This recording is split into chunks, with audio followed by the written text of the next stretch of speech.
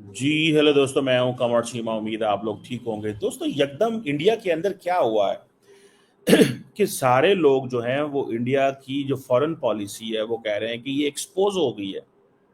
Prime minister Modi जो हैं, जो बहुत सारे ट्रिप कर रहे थे, हुआ ये है कि उनको जो ग्लोबल रिस्पॉन्स चाहिए था वो नहीं मिला।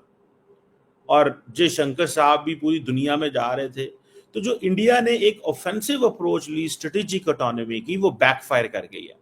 और वो बैकफायर करने का मकसद ये है कि ऑपरेशन सिंदूर जब इंडिया ने किया तो दुनिया का कोई लीडर या कोई मुल्क इंडिया के साथ क्यों नहीं खड़ा हुआ, ये इंडिया के अंदर एक सवाल है।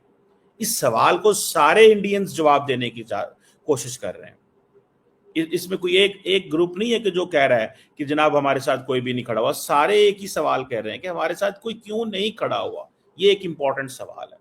अब देखें, ये है जो एक इंडिया के मशहूर हैं, तो ये मोदी साहब के मुंह में ज्यादातर खिलाफ ही बोलते हैं, लेकिन इनके सवाल कुछ इंपॉर्टेंट थे। मैंने कहा थोड़ा सा आप इसके ऊपर भी बात करते हैं। 75 से ज्यादा देशों के दौरे किए, हजारों करोड़ रुपए टैक्स पेयर का खर्च हुआ। मीटिंग कीजिए, नारियल पानी पीजिए, झप्पी लीजिए, लेकिन सवाल ये कि इस सब का रिजल्ट क्या निकला।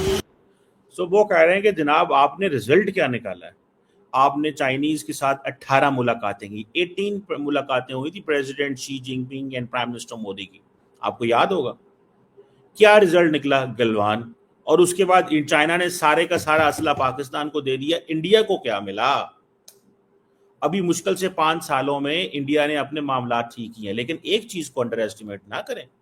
इंडिया ने $125 अरब की कारोबार चाइना के साथ हर साल किया है। इस चीज को अंडर एस्टिमेट ना करें। फॉरेन पॉलिसी बड़े नाकाम हुई हो कि अब नरेंद्र मोदी कहते हैं कि जैसे वो जी हनुमान भी चाइना से आते हैं। रिसेंटली एक तकरीर में कह रहे थे कि यानी कि हमें खुद मैन्युफैक्चर करना चाहिए। तो वो जो गुस्सा है कि जी फॉरेन पॉलिसी नाकाम हो गई है लेकिन कारोबार नाकाम नहीं हुआ, ये मैं इंडियन एनालिस्ट को कॉन्ट्राडिक्ट करूंगा। यहाँ पे जो $125 अरब की नरेंद्र मोदी ने ट्रेड की है, उसका सवाल का जवाब देना पड़ेगा। वो ट्रेड कैसे हो रही है? इट मींस कि उन्होंने अपने कॉन्फ्लिक्ट को इकोनॉमी से अलग रखा।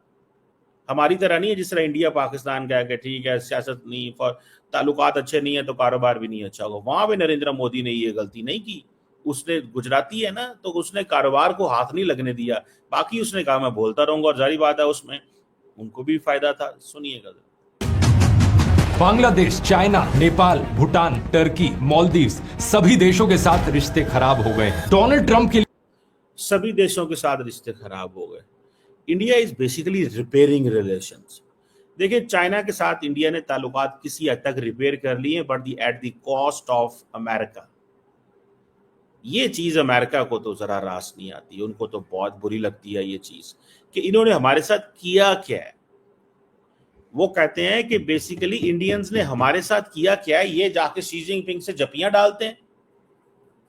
बांग्लादेश हाँ इंडिया के हाथ से निकल गया। बांग्लादेश इंडिया के हाथ से निकल गया और नरेंद्र मोदी साहब बड़ी टफ टोन ले रहे हैं, जैसे कि उन्होंने माजी में भी tough tone Lee.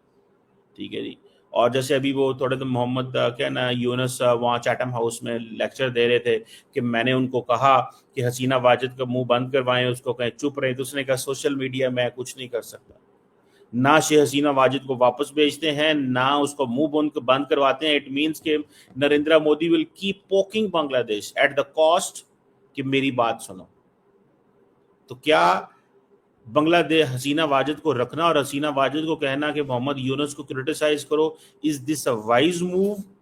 Is this a move जिसका फायदा है इंडिया को, कि इंडिया एक अपने नेबरिंग कंट्री से ताल्लुकात कॉन्टिन्यूसली खराब रखे because of Hasina Wajed? No, Narendra Modi साहब हसीना वाजिद के लिए भी नहीं कर रही है, मोदी साहब अपने लिए कर रहे हैं। वो चाहते हैं कि बांग्लादेश मेरे साथ उन टर्म्स पे दोबारा आए जिन पे हसीना वाजिद थी। और तुम छोटे हो, छोटे मुल्क हो, तुम हमसे खाते हो, तुम हमारे साथ कारोबार करते हो, तुम इतने जोगे नहीं हो, हमसे ताल्लुकात बना के रखोगे तो तब मैं तुम्हें वो इज्जत दूंगा। ये चीज वो पाकिस्तान को भी कहते हैं। पाकिस्तान आगे से आंखें दिखाता है।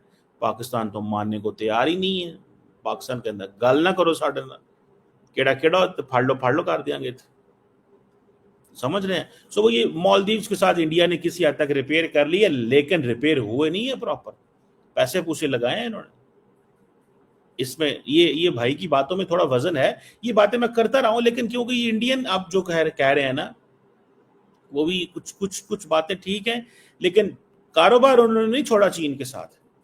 रशिया से तेल लेते रहे, भले अमेरिका नाराज हो गया। सो इंडिया ने भी अपने इंटरेस्ट का मफाद का किया है, लेकिन वो उसके गले भी पड़ गई है बात, जिसकी वजह से उसको फॉरेन पॉलिसी में नुकसान हुआ। ये तो पॉलिटिकल कैंपेन तक कर डाली।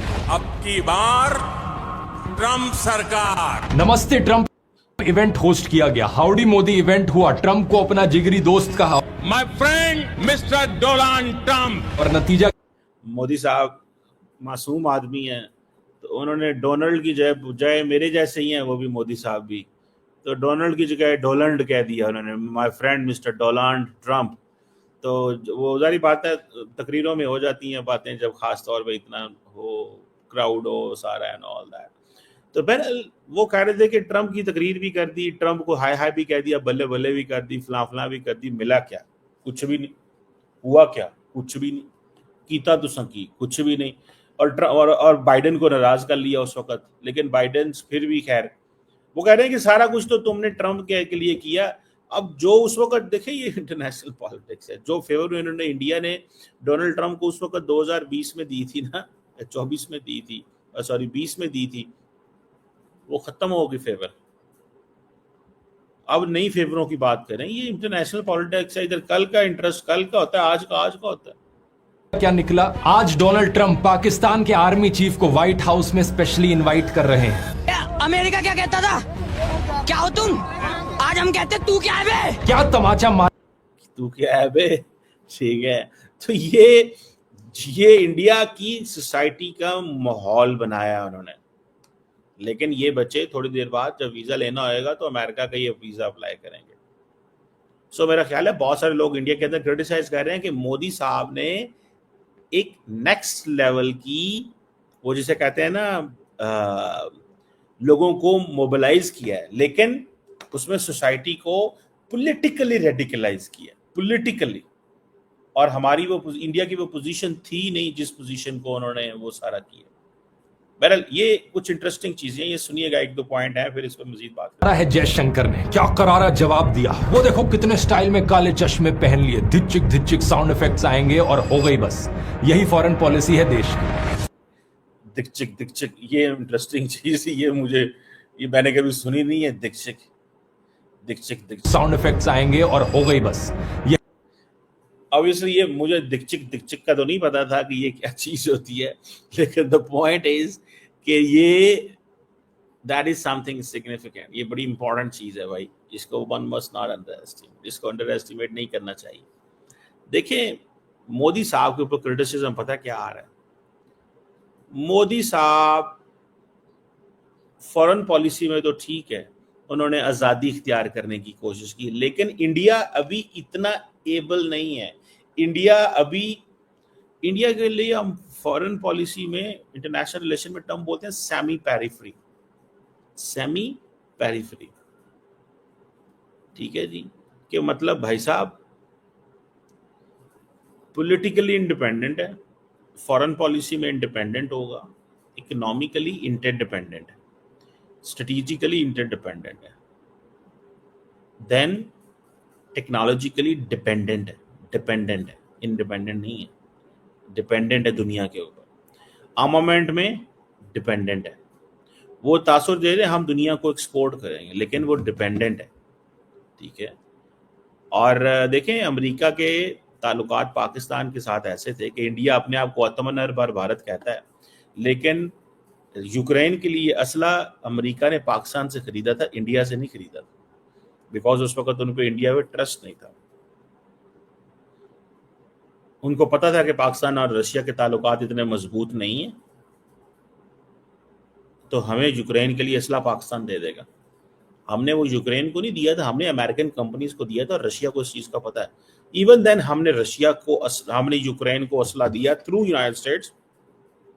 रशियन साइलेंट रहे, उन्होंने कभी नहीं कहा एक बात। दूसरी बात, उन्होंने ये जो रिसेंट इंडिया पाकिस्तान कॉन्फ्लिक्ट हुआ, उन्होंने भी ये भी नहीं कभी कहा कि क्या हुआ, किस तरह हुआ, क्या हुआ भाई, क्या कर रहे हो, कैसे चला रहे हो।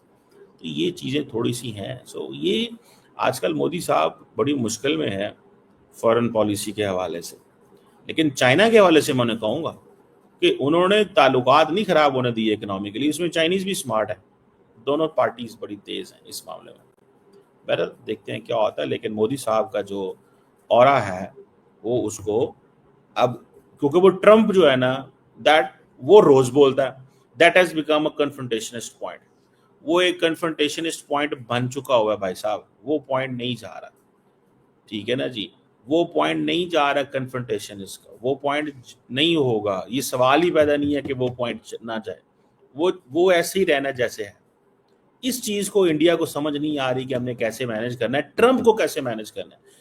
इफ दे कीप जैबिंग ट्रम्प, ठीक है, तो देन आप समझ लें, क्योंकि जो नरेंद्र मोदी साहब ने डोनाल्ड ट्रम्प साहब से जो बात की है उसमें उन्होंने 35 मिनट पाकिस्तान की बात की है। अब मोदी साहब अगर पाकिस्तान को पीछे छोड़ देंगे, पाकिस्तान के खिलाफ बात नहीं करेंगे, तो घर में क्या करेंगे? ये लॉजिक समझ लें आप, ये है मसला।